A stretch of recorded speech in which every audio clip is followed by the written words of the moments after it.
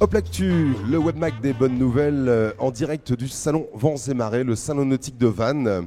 Nous allons aborder maintenant un secteur qui se développe de plus en plus sur le littoral local. C'est vrai qu'on est au cœur d'une des plus belles baies du monde avec le golfe du Morbihan associé à la baie de Quiberon.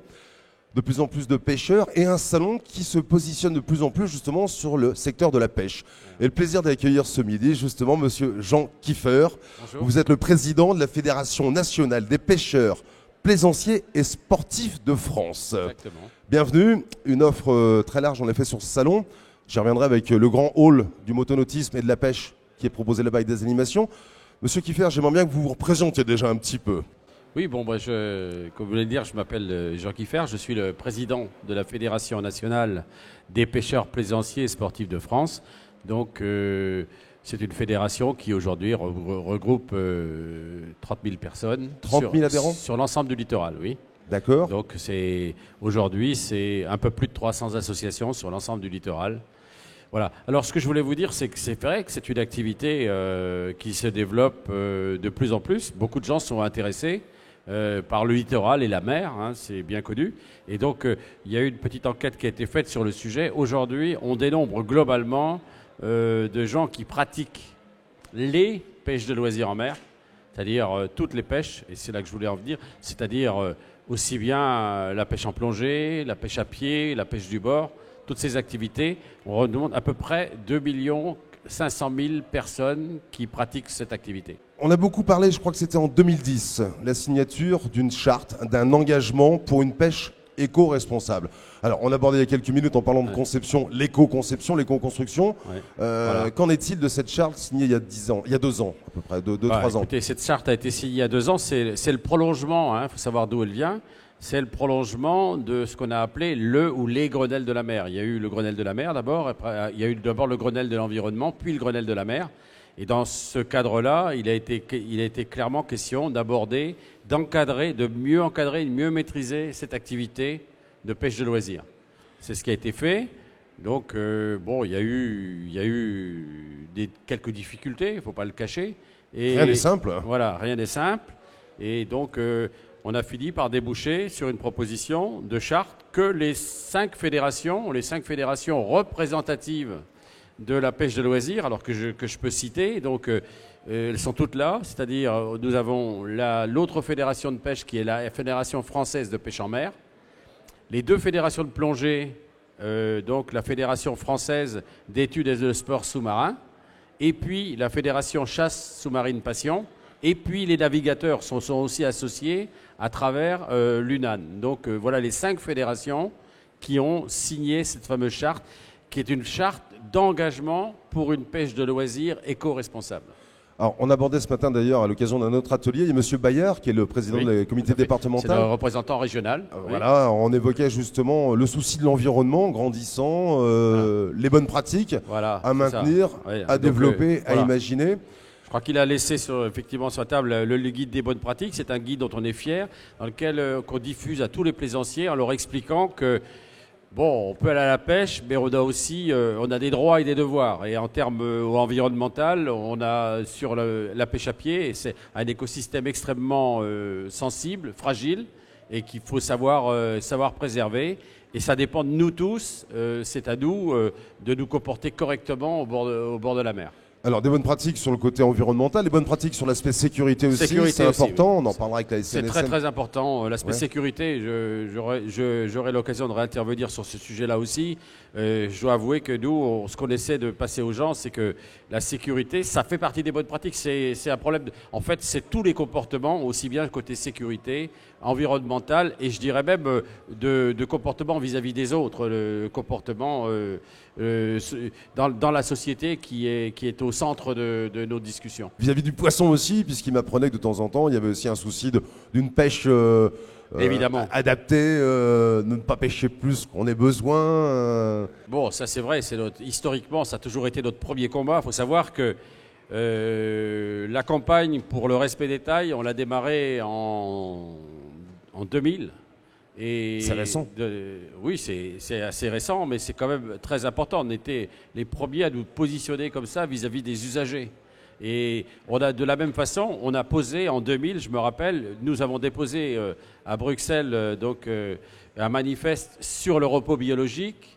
On nous prenait pour des gens un peu d'une autre planète. Aujourd'hui, le repos biologique est au centre de toutes les discussions.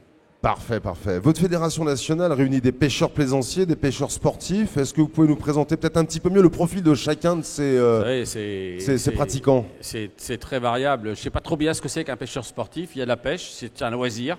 D'accord. On le pratique de toutes les façons qu'on veut. C'est avant tout un loisir. Et donc,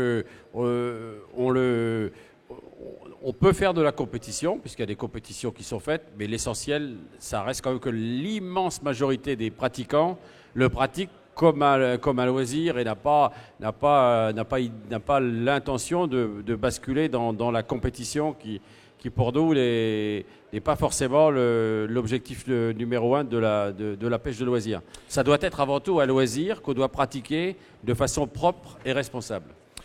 Alors, je posais la question à M. Bayard ce matin, il n'a pas voulu me dire les bons coins pour pêcher dans le golfe du Morbihan ou la baie de Quiberon. Vous connaissez géographiquement, oui. Vous venez d'où, M. Kiefer? Vous êtes installé...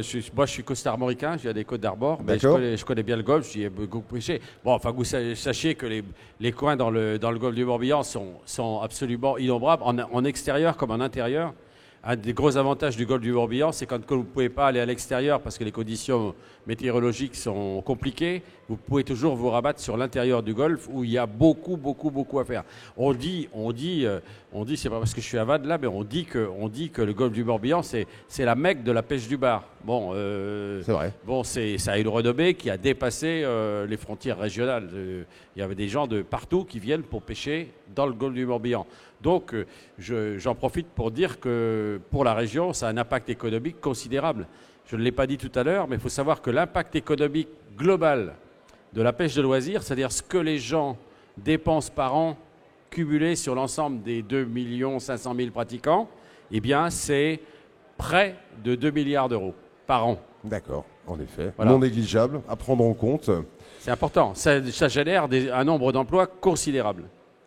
Alors, on a souhaité vous inviter ce midi également, Monsieur Kiefer, puisque le Haut Plactus est un journal de bonnes nouvelles et vous avez une très bonne nouvelle à annoncer ou à confirmer, puisque je vous avais entendu présenter ce rendez-vous que vous allez nous donner l'année prochaine pendant le Salon Nautique de Paris. Et je voudrais que vous me reparliez de cette première édition, donc je vous laisse le dire, les premières assises nationales des pêches de loisirs et de la plaisance. Donc ça va regrouper tout. Il s'est trouvé qu'à travers la charte de loisirs, je ne sais pas si les autorités, les institutionnels y avaient pensé à cette conséquence, mais on a tous été regroupés au niveau de la charte de loisirs et donc pour la pêche. Donc on a appris à travailler ensemble et on a vu qu'on pouvait, malgré nos différences, malgré nos divergences, on pouvait travailler ensemble et bien travailler ensemble. Et on s'est dit, on a bien travaillé ensemble sur la pêche, pourquoi ne pas travailler sur tous les sujets ensemble? D'où l'idée de ces premières assises où tous les sujets seront abordés, pas que les sujets pêche, mais les sujets plaisance, les sujets sécurité, les sujets environnement. L'ensemble des sujets seront abordés dans le cadre de ces assises. Et ces assises sont organisées par les 5 fédérations, c'est-à-dire toutes les fédérations représentatives de la plaisance et de la pêche en mer. D'accord, vous pouvez nous rappeler les dates et le lieu, s'il vous plaît? Alors elles auront lieu, ça n'a pas été facile, mais aujourd'hui on a trouvé un lieu d'accueil avec des élus qui vont nous soutenir. C'est donc la région de Loire-Atlantique. Donc les assises auront lieu à Saint-Nazaire le 14 et 15 novembre 2013. C'est parfait. Est-ce que vous voyez d'autres petites informations à apporter? Il y aurait beaucoup à dire, hein. La pêche, ça se développe bien. Je sais que vous êtes venu pour profiter aussi un petit peu justement des exposants qui sont présents. Vous avez votre stand installé près du grand bassin d'animation dans le hall B.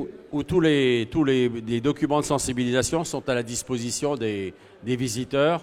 On leur donne le guide pratique et un certain nombre de choses qui leur permettent après de le regarder tranquillement chez eux et de savoir ce qu'il faut faire et pas faire.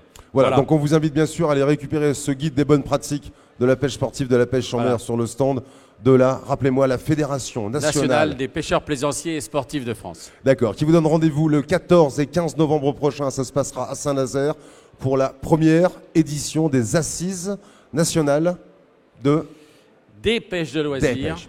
et de la plaisance.